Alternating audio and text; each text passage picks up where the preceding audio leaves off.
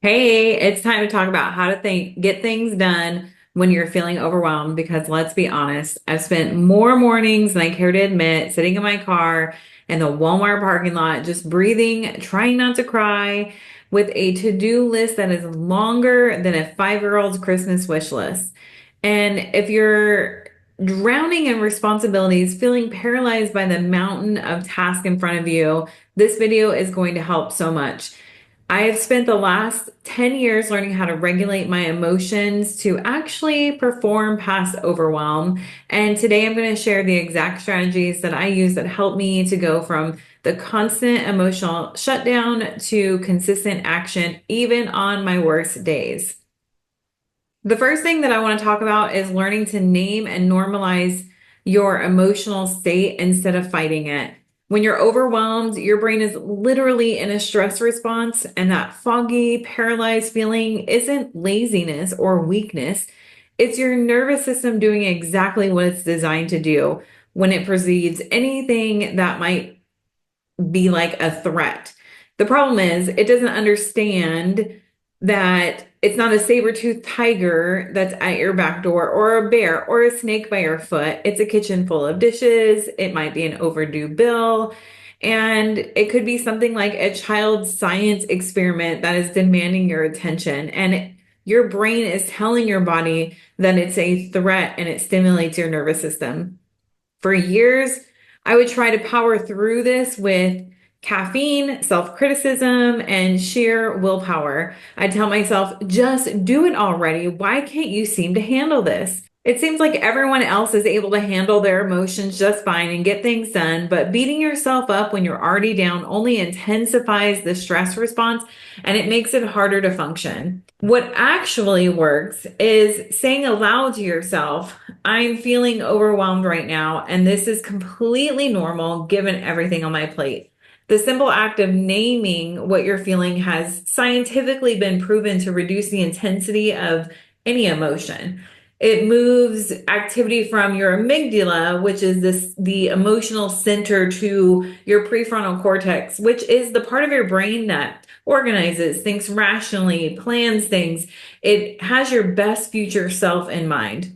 So last week I had a mountain of laundry, a deadline for work, and no office to work in. Instead of using my original spiraling technique, which made me just shut down and I would think I can't do this, or I would put it off for another time when it was a better time to do it. I just said out loud, I'm feeling overwhelmed right now, and this makes total sense. Anyone would feel the same way with all of this that's going on in my life happening at once. That small shift gave me a sense of emotional space to just take small action instead of freezing completely. So the next time that you have a wave of overwhelm, simply pause, put your hand on your heart, and say, this is overwhelming and it's a normal response to my situation. Don't talk yourself out of the feeling, just acknowledge it as information and not a character flaw. The second strategy that completely changed how I function is breaking things down into small, tiny, itty bitty tasks or small steps. When we're emotionally overwhelmed, our brain's executive function, the part that helps us to plan and execute tasks, becomes seriously impaired. The more overwhelmed that you feel, the less capable you are of seeing the logical sequence of steps that need to be completed, even with simple tasks. This is why you might stand in front of your living room and it feels chaotic and you're completely unable to figure out where to start. The solution isn't trying harder to see the big picture. It's actually going in the opposite direction, where you're breaking things down into small, simple, tiny, almost ridiculous steps. For example, it could be clean the kitchen instead of putting that, which means something different to everybody. It could be walk into the kitchen, put one dish in the dishwasher, put the other dish in the dishwasher, and so on. This might seem like excessive and a little bit ridiculous, but when the executive function is compromised by stress hormones, this level of detail is exactly what your brain needs. Last month, I had a work project that I was trying to work on, and every time I thought about it, I felt super overwhelmed. I'd start feeling like literally sick to my stomach. My chest would feel tight. My shoulders would be up in my ears. And one night when everybody was in bed, I decided to go ahead and break it into the tiniest steps possible.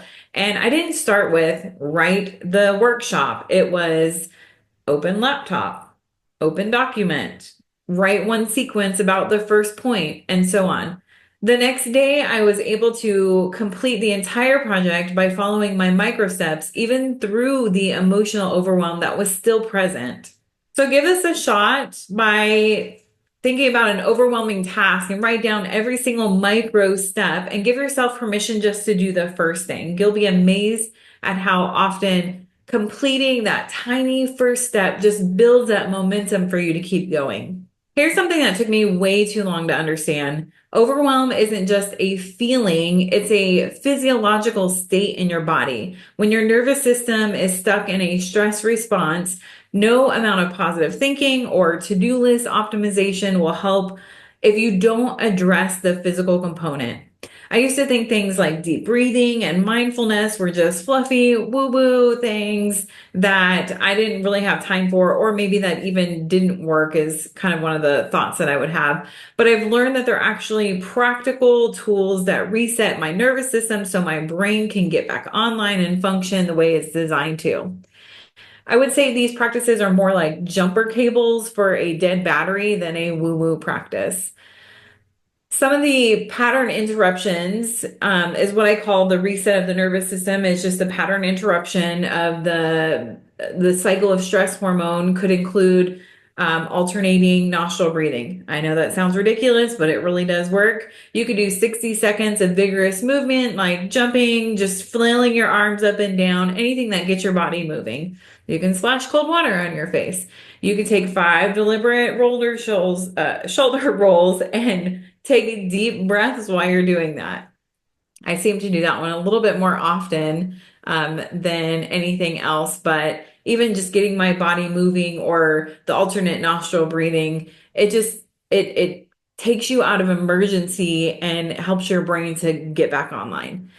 I keep a list of these interruptions like in various places in my home. You can put it on your computer, your bathroom wall, your bathroom mirror, your closet wall, wherever you need to go to get this information or wherever you start feeling the most stressed out. It's just a good reminder to do one of those practices before the paralysis starts to set in. Last week, I had a moment where I walked into my kitchen after work. I had a really long day.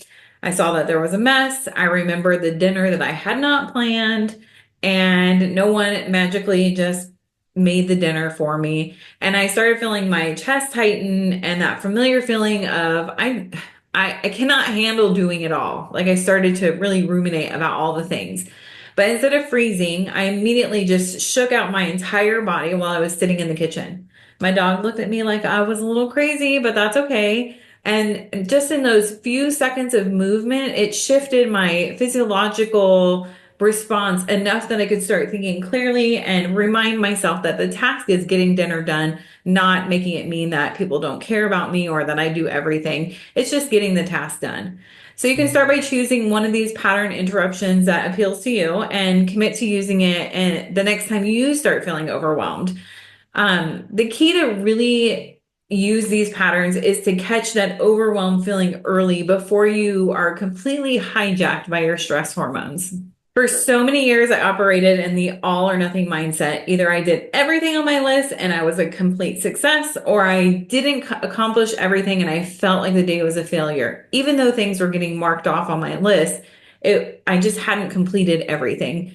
And that meant on days when overwhelm hit really hard, I'd often accomplish nothing because the bar was set so high. And given my emotional state at that time, I just felt like I had no energy.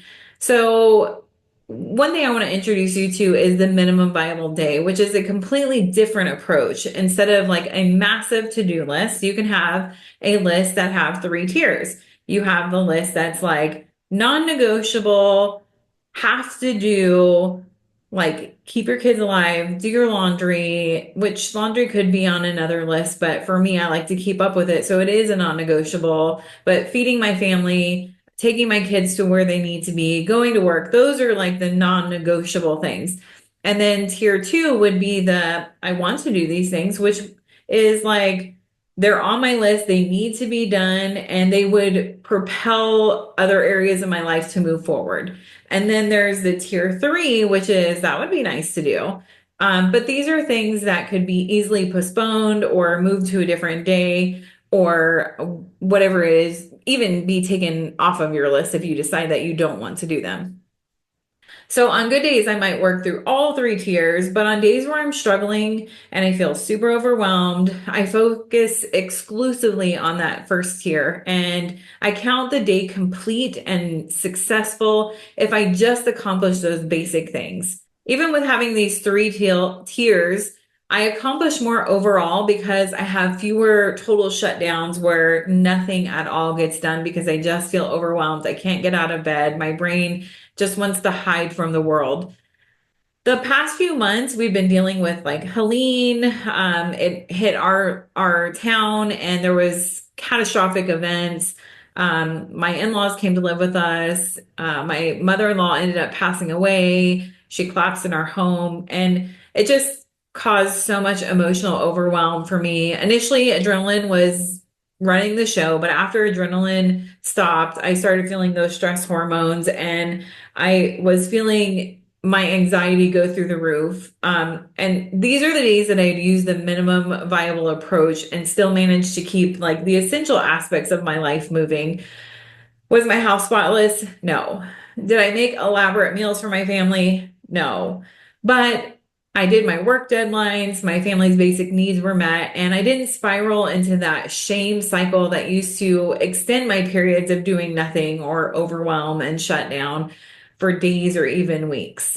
So I just want to encourage you to give yourself permission to focus on tier one on your hardest days and celebrate that as a truly successful day. Before I learned that tier system, I used to run my life as if I was some robot that could consistently perform activities and capabilities from 6 a.m. to 10 p.m. And I'd pack my schedule full, believing that if I just managed my minutes efficiently enough, I could do it all.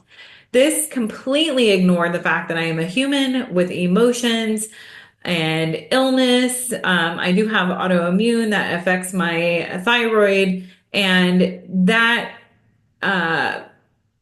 I'm just a finite person with energy supplies that fluctuate throughout the day, and it's dramatically affected by things that happen in our life. Overwhelm doesn't just make you feel bad, it's incredibly energy expensive. When your body is pumping stress hormones, you're burning through your energy reserves at a truly accelerated rate, which leaves your body with few resources to tackle the responsibilities that would be on tier one. So I now plan my days according to when I have my highest and my lowest energy, and that includes identifying my natural energy peaks and scheduling the most demanding tasks during those times. I build in intentional recovery periods after activities that I know are going to be emotionally and mentally draining. I like to match my tasks to my energy state. So for using low energy periods for like simple repetitive tasks that are kind of autopilot on my brain, and then saving the higher energy periods for times that I need more complex thinking, things like making YouTube videos, which aren't exactly my forte and they make me uncomfortable. But I know that I'm going to need a lot of energy to do those. Scheduling fewer total activities on days that follow stressful events. Sometimes I just have to say no. Sometimes we don't schedule to meet up with our friends. Sometimes we don't schedule appointments just because we know that things are a little bit higher emotionally the days, certain days before. So just start paying attention to your energy flows. When do you feel most focused? When do you typically crash?